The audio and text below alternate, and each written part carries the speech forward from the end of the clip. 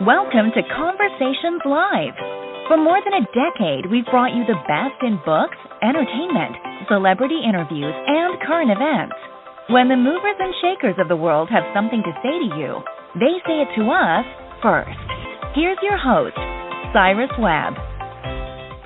And welcome back, everyone, to Conversations Live. I'm your host, Cyrus Webb. Glad you all could join us once again, both for our radio audience here in Mississippi at WYAD 94.1 FM and WYADonline.com. We're glad that you all could be with us. Also, just joining us are our friends at iHeartRadio and Amazon Music Podcast. We're glad you all could be with us as well. Well, I think when it comes to our youth, we always are looking for ways to protect them, and they definitely need our help now more than ever. With everything that's going on in the world, they definitely are individuals who have been able to be facing the physical isolation we all have gone through, the grief, of course, with the pandemic, and suicide is one of those things that's been coming up a lot, especially an increase in last year. In fact, suicide is the second leading cause of death for youth ages 10 to 24 in the United States, and the COVID-19 pandemic has only worsened the crisis. Between March and October of 2020, the percentage of ER visits for children with mental health it rose 24% for children ages 5 and 11 and 31% for children ages 12 through 17. Because of this, the American Academy of Pediatrics and the American Academy of Child and Adolescent Psychiatry, they have kind of teamed together to declare a state of emergency for children's mental health. Here to talk to us more about that, we have a special guest that's joining us for our News You Can Use segment. We have Dr. Savio Beers, the president of the American Academy of Pediatrics. She's going to talk to us more about this and what all of us can be able to do.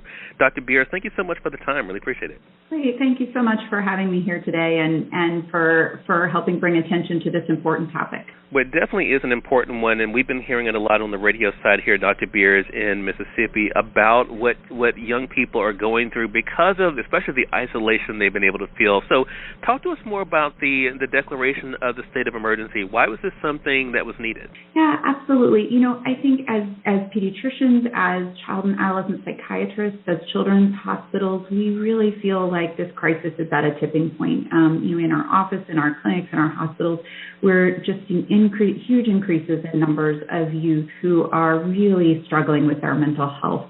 And we're also seeing that they're having a great deal of difficulty accessing care because we just don't have all the things that we need for our young people.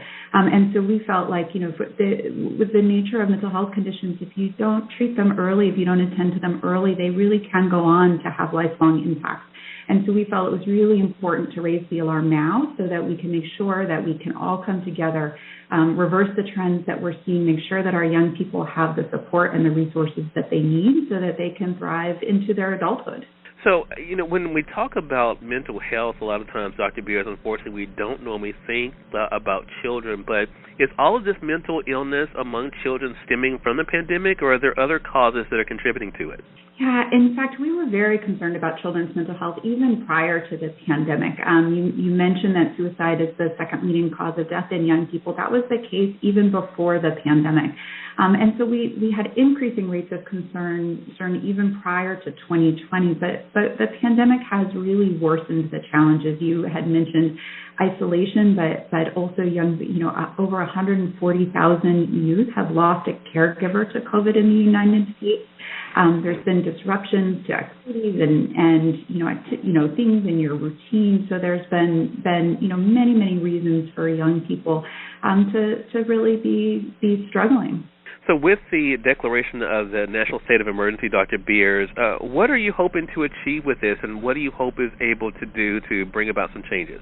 I think our hope is that we can really start to prioritize this as communities and as a nation. We think that this is something that we can tackle. This is a solvable problem, but it is going to require all of us coming together and really prioritizing our time and resources to make sure that our youth are getting the things that we need. So we hope that by this declaration we can bring others along with us to raise the alarm, to start thinking about how can we further prioritize children's mental health in our communities and in our nation.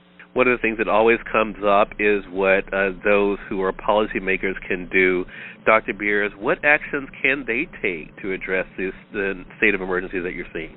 Yeah, absolutely. One of the most important things is to make sure that young people have access to mental health care. That's been a tremendous challenge and was a challenge even prior to the pandemic.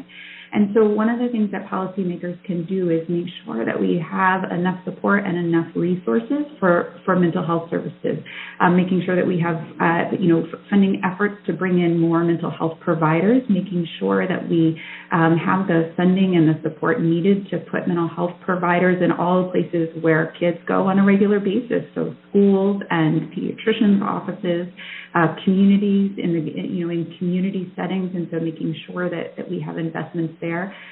There's actually lots of different things you can do for suicide prevention, and so investing in those types of activities.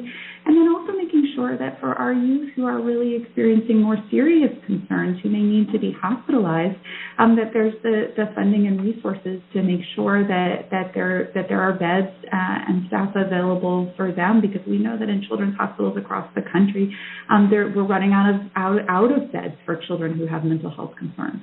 Great point. We've all heard it takes a village, Dr. Beers. So what can the rest of us then do to help support the children in our area in their mental health? Absolutely. There's stuff we can all do. I think one of the first and most important things to know is that every interaction that an adult has with a young person can be a positive support to them and support their mental health. And so thinking about that and remembering that as you interact with the youth in your communities, and thinking about the things you can do to help make sure that kids are getting the things they need, to help make sure they have access to positive and stimulating activities. Those are all really important things we can do. And also making sure that healthy youth have healthy families. When a family is struggling, or if another family member is experiencing a mental health concern, that affects the youth as well. So again, as communities, thinking about the things we can do to lift up families as a whole.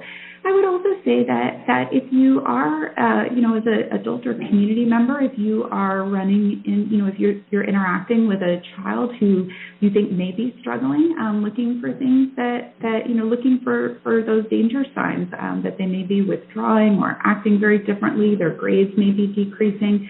So if you see any of those red flags, making sure that you talk to someone about that. Talk to a pediatrician or a child and adolescent psychiatrist or other mental health provider to talk about those concerns. Because just like with any other condition, the earlier we treat, the earlier we're able to intervene, the better, and the better the outcomes are in the long term. Yeah, such great tips, and we're so glad you could join us today to talk to us about this. Again, everyone, Dr. Savio Beers has been our guest, the president of the American Academy of Pediatrics, discussing the national state of emergency for children's mental health. So, Dr. Beers, where can our audience go for more information? Absolutely. So again, don't hesitate to reach out to your pediatrician or mental health professional. We also have a great website for families, healthychildren.org, where you can go to find out information about children and mental health, but also lots of other child health issues. Healthychildren.org. We'll make sure that we link that up for our audience. And Dr. Beers, I really appreciate the work that you're doing and the time, and looking forward to having you back on the program again. Great. Thank you. It'd be my pleasure. Thank you for that. And we thank your audience for tuning in to another great segment of Conversations Live, part of our News You Can Use segment. Until next time, I'm your host, Cyrus Webb, saying as always, enjoy your day, enjoy your life, enjoy your world. Thank you all for choosing Conversations Live. Now let's go make today amazing. Take care.